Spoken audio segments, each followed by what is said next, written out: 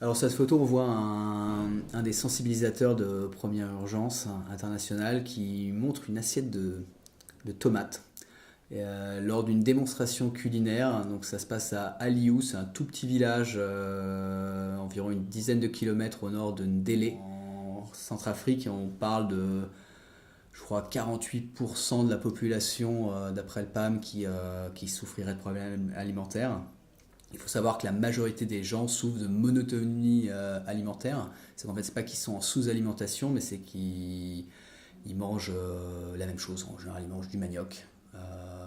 Ça pose de graves problèmes de santé, notamment pour les jeunes enfants. Sur cette photo, on voit Élisée Mongo, qui est un artisan du quartier de Kokoro, à Bangui. Donc Élisée, lui, c'est un artisan fondeur, comme il s'était fini lui-même, et il fabrique avec l'aide de métaux de récupération, des tôles. Il fabrique différents objets en métal. Et lui fait partie d'un petit groupe, ils sont 17 artisans, ils se sont mis ensemble, ils ont fait une cantine donc ils se partagent de l'argent pour essayer de relancer l'activité. Et donc Première Urgence Internationale a décidé de les aider à relancer leur activité et à reprendre l'activité dans le quartier.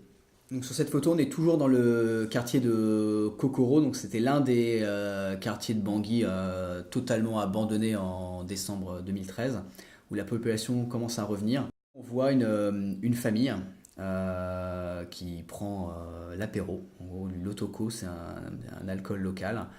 euh, Devant leur maison reconstruite avec l'aide de Première Urgence Internationale.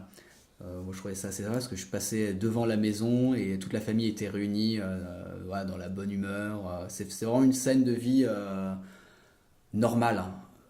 Alors que le quartier n'est pas normal. La grande majorité du quartier, les maisons sont détruites, il n'y a plus grand monde. Sur la photo, on voit Suleiman Jadid, c'est le chef du village de Zoukoutouniala, un tout petit village à environ 45 km de Ndélé.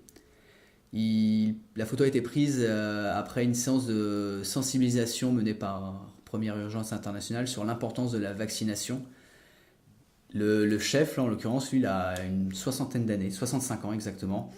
Et il me disait voilà, tout le bien qu'il pensait de Première Urgence Internationale, qui en gros soutient le seul centre de santé qui existe dans les 3 villages aux alentours et qui le soutient depuis 10 ans. Sur cette photo, on voit Chancela et Jean Nestor. Ce sont 2 relais communautaires, 2 jeunes relais communautaires. Ils ont une vingtaine d'années.